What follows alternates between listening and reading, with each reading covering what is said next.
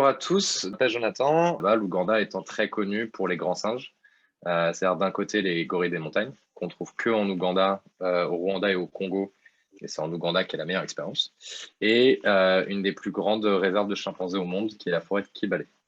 Et au-delà de ça, c'est une zone où il y a le Big Five.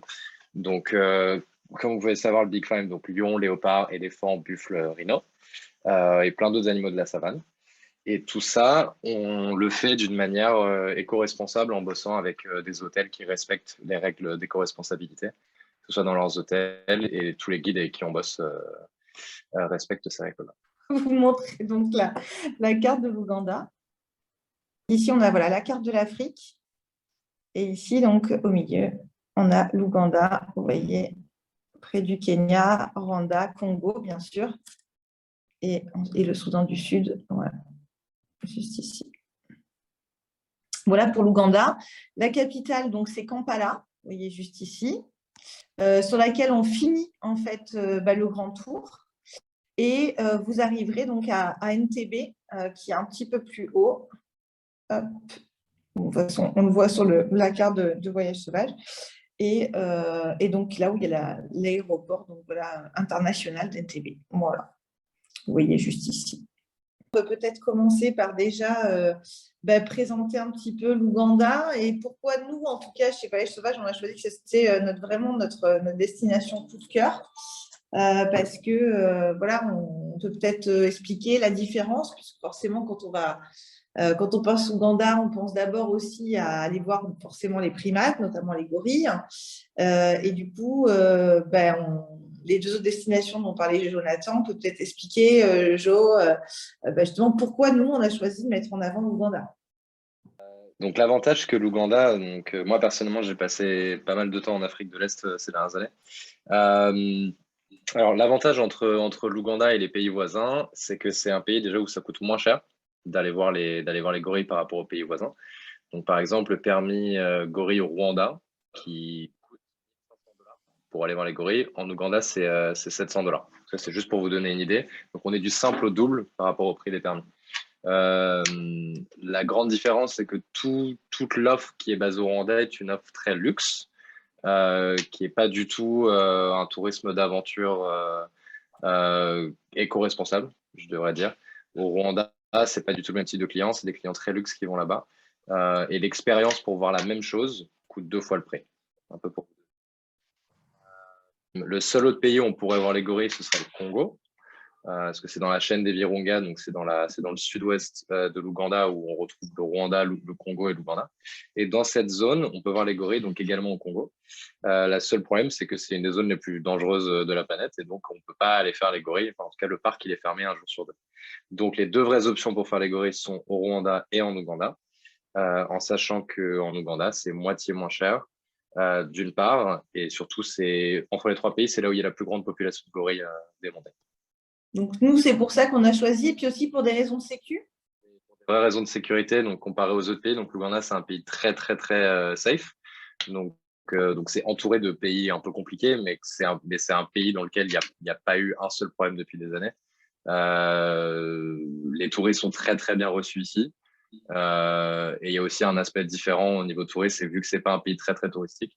Donc, d'un côté, là, il y a le côté que ce soit très safe et très sécurisé. Et de l'autre côté, il y a le fait que vu qu'il n'y ait pas trop de touristes, on n'est pas pris pour un portefeuille ambulant et on n'a pas l'impression de se faire agripper tout le temps.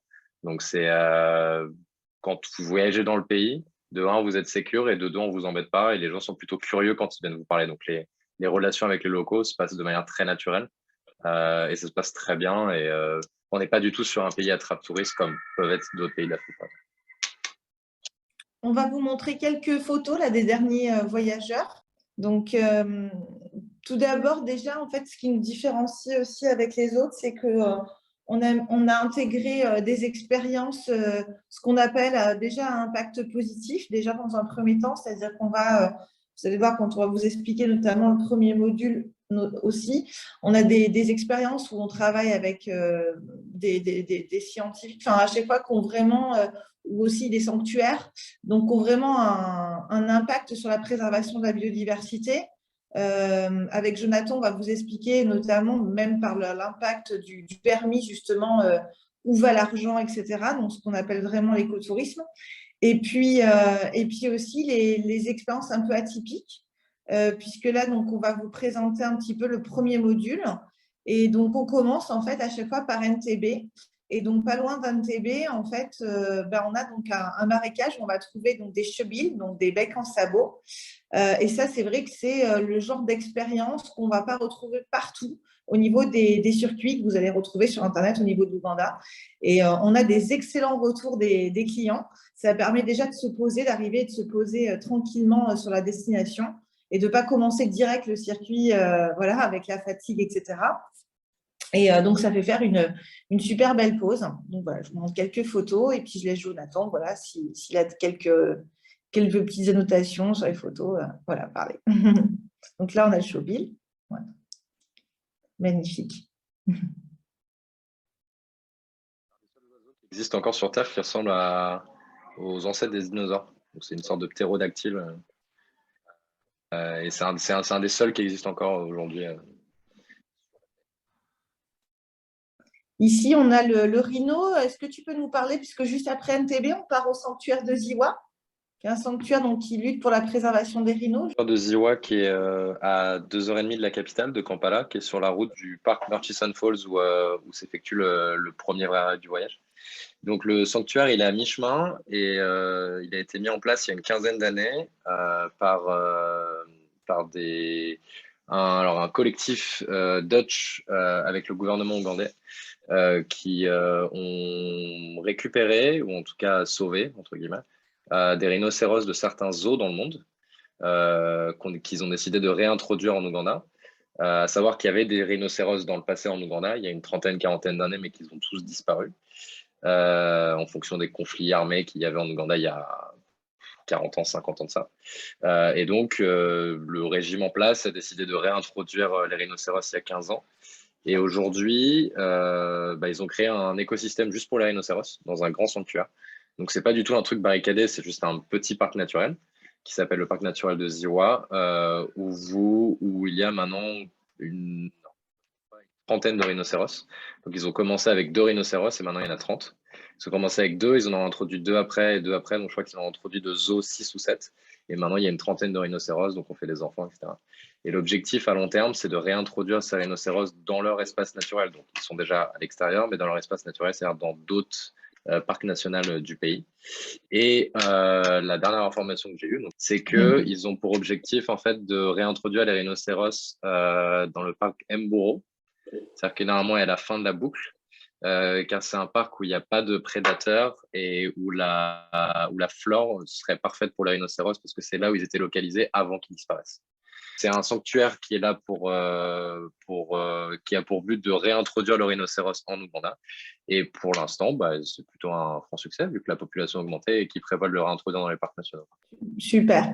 Je vais vous montrer un petit peu la boucle. Et ici, donc, Ouganda sauvage. Et donc, on a bien sûr une petite présentation d'Ouganda, comme disait Jonathan. Donc, en effet, 50% de la population des gorilles, quand même, donc, est sur l'Ouganda. Voilà, quelques informations sur le reste. Ici, on a toute la faune sauvage qui est présente sur l'Ouganda. Vous voyez, c'est assez énorme. Voilà. Et donc ici, on va avoir le premier module dont on va vous parler aujourd'hui, dont on vous parle déjà, c'est donc sur les traces des Big Five. Ici, vous avez donc la carte et ça vous permet donc de voir un petit peu ce dont on vous parlait. Donc, on commence petit 1, vous voyez là où vous voyez le bec en sabot, donc dans la région d'NTB. Voilà. Mbamba, donc, qui est le marécage. Et ensuite, on part donc sur Ziwa. Ici, vous voyez sur les rhinocéros.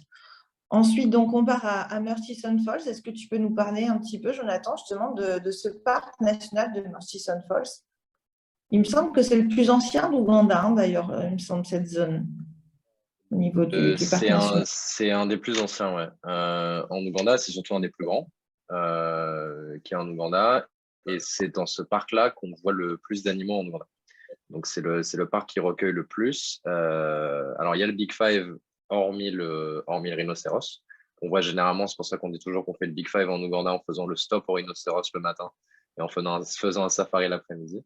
au parc Murchison Falls, qui permet généralement de voir le Big Five en une journée. Il faut être chanceux, mais c'est quelque chose qui est possible de faire.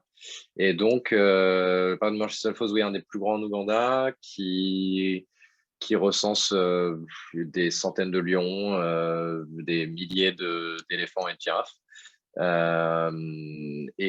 Si vous êtes chanceux, des léopards, des hyènes, tout ce qui est buffle et tout ce qui est proie. Donc, pas là. Et il y a une balade à faire en bateau sur le Nil, qui est une cruise qu'on offre aux clients sur un petit bateau, sur un tout petit bateau qu'on peut faire avec quelques personnes sur le bateau. Donc, c'est le groupe généralement privatif qui vont sur ce petit bateau et qui permet de voir donc des éléphants au bord de l'eau, des hippopotames, des crocodiles, jusqu'à la source du Nil. Donc, en effet, vous voyez, on vous a emmené un petit peu sur Murchison Falls. Et là, la différence encore, donc en effet, c'est notre choix de partir en petit bateau. Il y a très peu d'écart en termes de tarifs et l'expérience n'a rien à voir. Donc, on a choisi avec Jonathan d'upgrader cette expérience. Donc, ça aussi, ça fait encore notre différence sur nos circuits. Vous voyez, voilà, je vous fais passer quelques photos pour vous faire rêver avec nous. Voilà.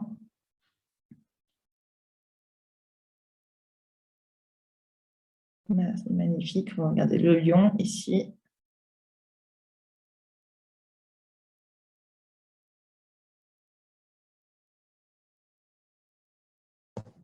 Ici, j'agrandis un petit peu le lion et les lionnes. Nos derniers clients ont eu la chance de voir des lionceaux. Regardez aussi. Magnifique. Et alors, on disait, c'est vrai que Jonathan, souvent, on parle des lions en fait en Ouganda qui montent dans les arbres.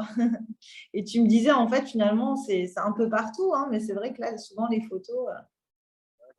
C'est un peu le cas en Ouganda, mais en fait, les lions qui montent dans les arbres, les gens pensent que c'est un type de lion qui monte dans les arbres, sauf que c'est pas un type de lion, c'est que tous les lions montent dans les arbres.